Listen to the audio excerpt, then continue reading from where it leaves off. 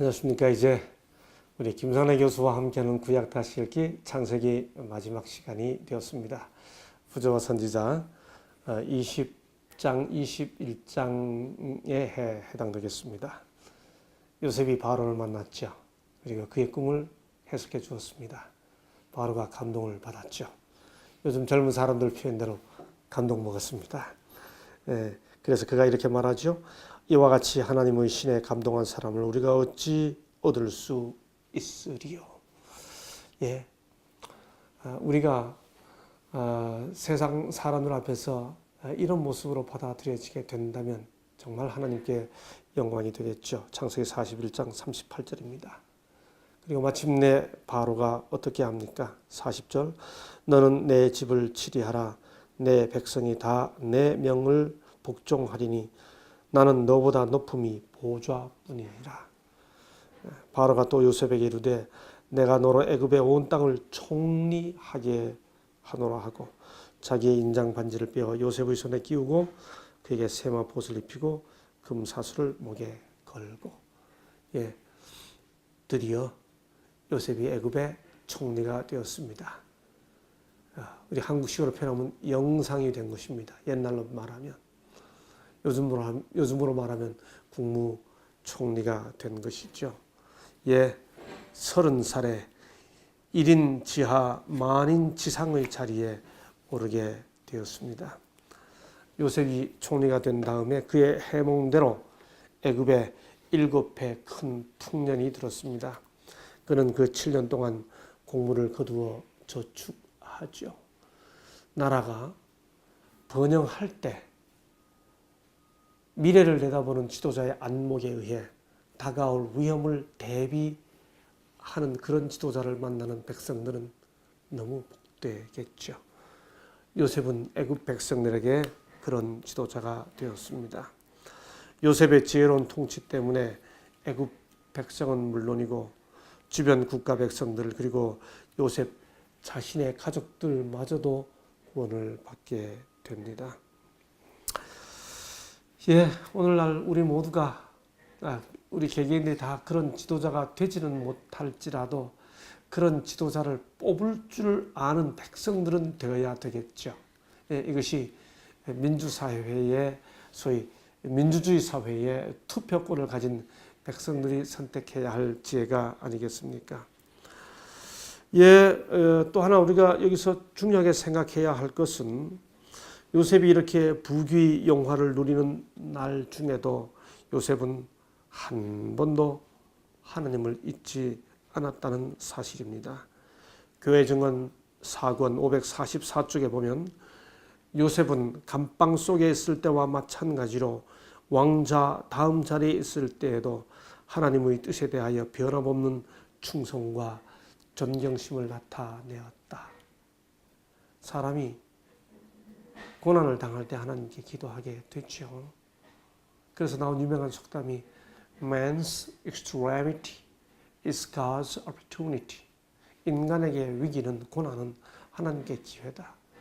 힘들 때 사람은 하나님을 찾아요. 그런데 우리가 수많은 역사 속에서 보듯이 인간이 진정으로 위험한 때는 번영을 누릴 때죠. 축복을 받을 때죠.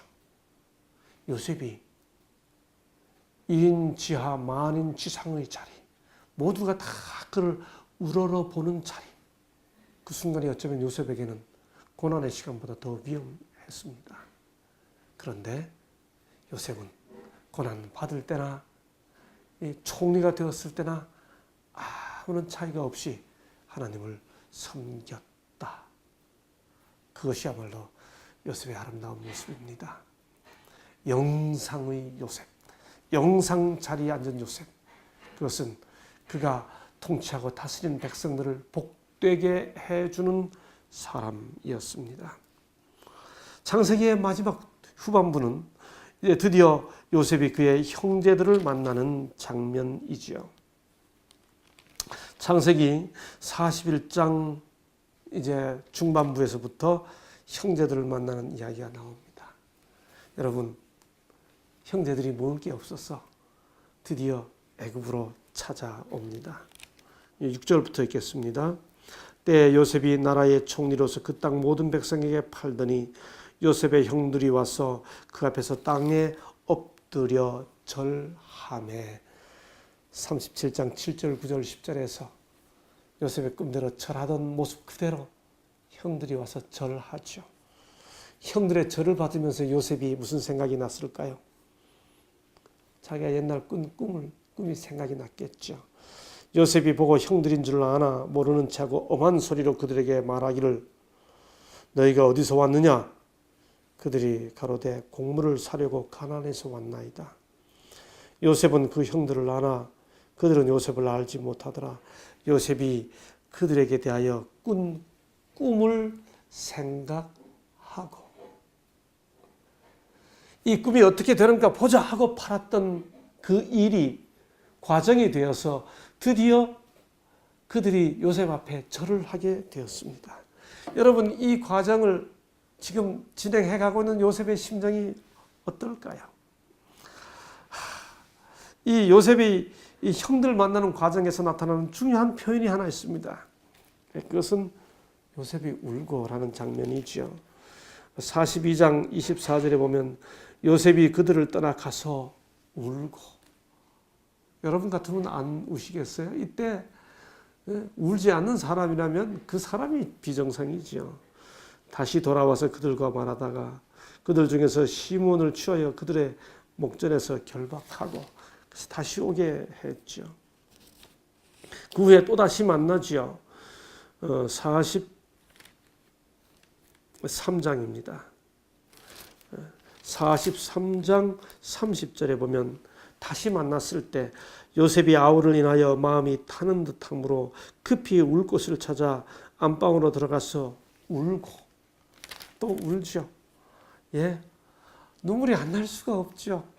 그런 모든 과정을 거쳐서 마침내 요셉이 자기의 신분을 드러내는 순간입니다.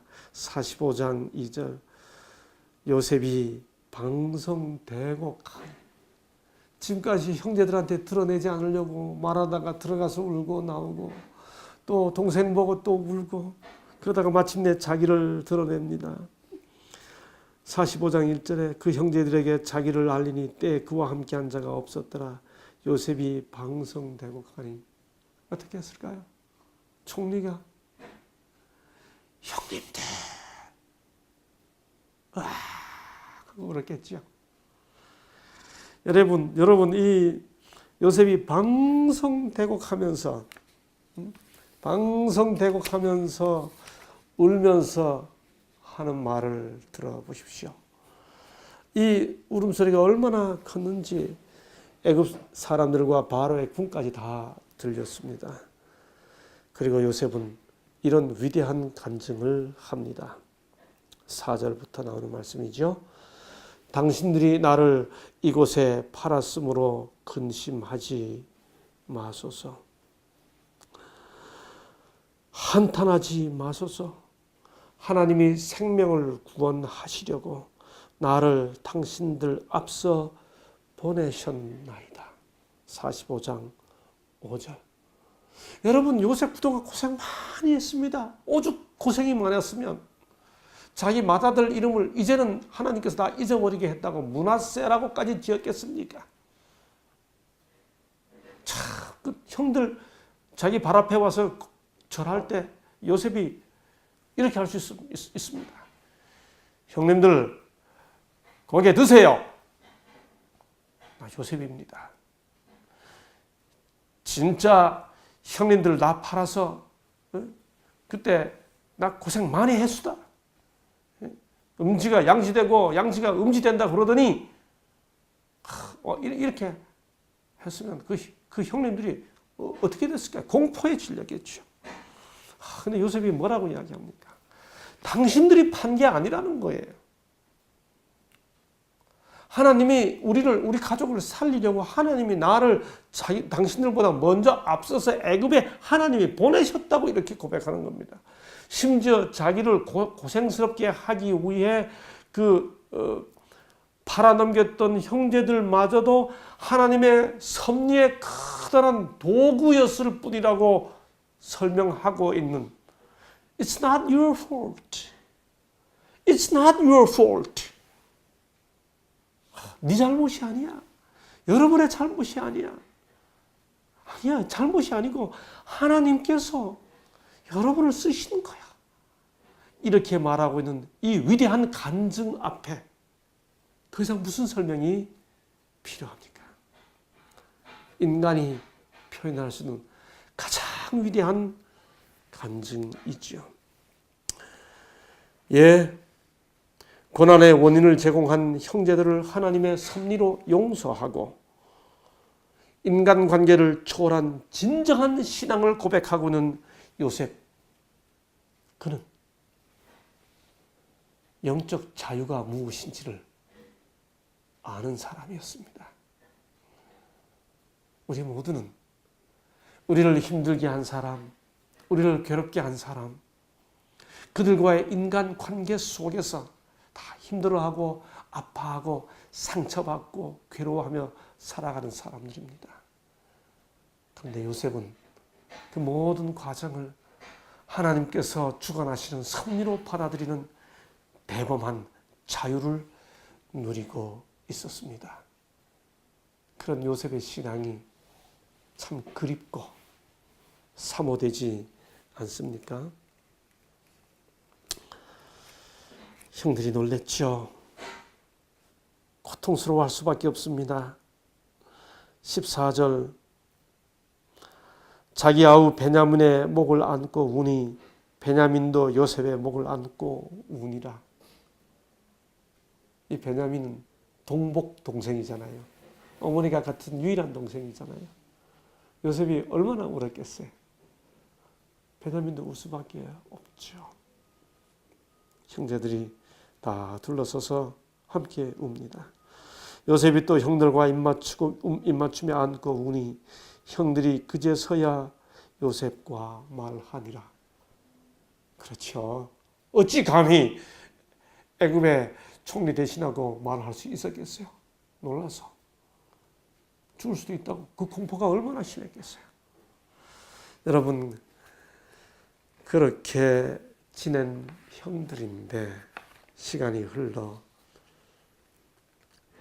아버지가 죽었습니다.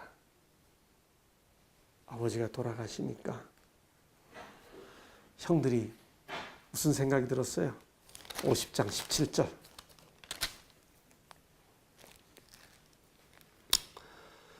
너희는 이같이 요셉에게 이르라. 내 형들이 내게 악을 행하였을지라도 이제 바라건대 그 허물과 죄를 용서하라 하셨나니 당신의 아버지 하나님의 종들의 죄를 이제 용서하소서 하며 요셉이 그 말을 들을 때 울었더라. 형들은 요셉이 용서한다고 다 말했음에도 불구하고 아버지가 살아 계시기 때문에 요셉이 용서했다고 생각한 겁니다. 요셉이 용서한 것이 아니라 아버지 때문에 벌이 유예되고 있다고만 생각한 것입니다. 그래서 아버지 돌아가시고 난 다음에 두려워졌어요. 사람을 보내서 우리가 잘못했으니까 내 죄를 용서해 달라고, 우리 죄를 용서해 달라고 요셉에게 부탁하는 겁니다. 다시 말씀드립니다. 용서한 자는 자유롭고 죄 지은 자는 여전히 불안했습니다. 용서해 받았음에도 불구하고 그 용서를 누리지 못하고 벌이 유예됐다고 생각하고 있었습니다. 그런 형들의 마음을 전해 들은 요셉이 또다시 웁니다. 요셉 참 잘 울죠. 여러분, 용서하기 위해 눈물 흘리는 남자 부끄러운 거 아닙니다. 용서받지 못해서 억울해서 우는 눈물, 어쩌면 바보 같은 눈물인지 모르지만 용서하고서 흘리는 남자의 눈물, 요셉의 눈물입니다. 참 멋있는 눈물이죠. 예, 이렇게 해서 드디어 요셉의 형제들이 완전히 자유를 누리게 됐죠.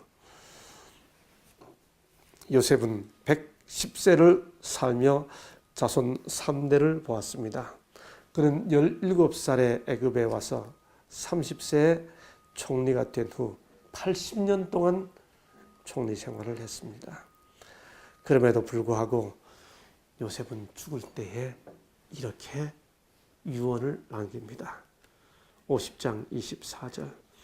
요셉이 그 형제에게 이르되 나는 죽으나 하나님이 너희를 권고하시고 너희를 이 땅에서 인도하여 내사 아브라함과 이삭과 야곱에게 맹세하신 땅에 이르게 하시리라 하고 요셉이 또 이스라엘 자손에게 맹서시키기를 하나님이 정녕 너희를 권고하시리니 너희는 여기서 내 해골을 메고 올라가겠다 하라. 여러분, 가나안은 17년 살고요. 80년 세월을 애굽에서 살았습니다. 그럼에도 불구하고 요셉은 죽을 때 나중에 너희들 여기서 올라가거든 내 해골이라도 가나안에 갔다가 매장시켜 달라고 유언을 합니다. 요셉이 110세의 죽음에 그들이 그의 몸에 향 재료를 넣고 애굽에서 입관하였더라. 이게 창세기 마지막 절입니다. 태초에 하나님이 천지를 창조하시니라로 시작해서 관에 들어간다. 입관으로 창세기가 끝납니다. 창세기는 요셉의 장래, 관에 들어가는 것으로 끝났습니다. 여러분, 관에 들어가는 이야기로 끝난 것은 소망을 찾으려면 반드시 관에서 나와야 합니다. 요셉의 유언이 언제 이루어졌습니까? 요셉의 해골이 과연 언제 관에서 나와서 언제 가나안 땅에 묻혀졌습니까? 이것을 알려면 필히 출애굽기를 읽어야 되고 여호수아서를 읽어야 됩니다. 그래서 우리는 지금까지 살펴봤던 부조와 선지자 1장부터 21장까지의 창세기 이야기로 끝낼 수 없고 그 다음 이어지는 출애굽기 이야기, 레위기, 민수기, 신명기를 거쳐 여호수아, 가나안 땅으로 이스라엘 백성들이 다시 돌아가는 이야기 함께 살펴보아야 합니다. 그 이야기를 다음 회부터 요셉의 해골이 과연 언제 관에서 나왔으며 언제 가나안에 묻혔는지 여호수아 전체 이야기까지 이어지도록 함께 살펴보도록 하겠습니다. 오늘은 여기서 마치면서 지금까지 함께 살펴봤던 창세기의 기별이 출애굽기로 이어질 수 있도록 이어지는 구약 다시 읽기를 계속해서 함께 동참해 주시기를 부탁드립니다. 감사합니다. 오늘은 여기서 마치겠습니다.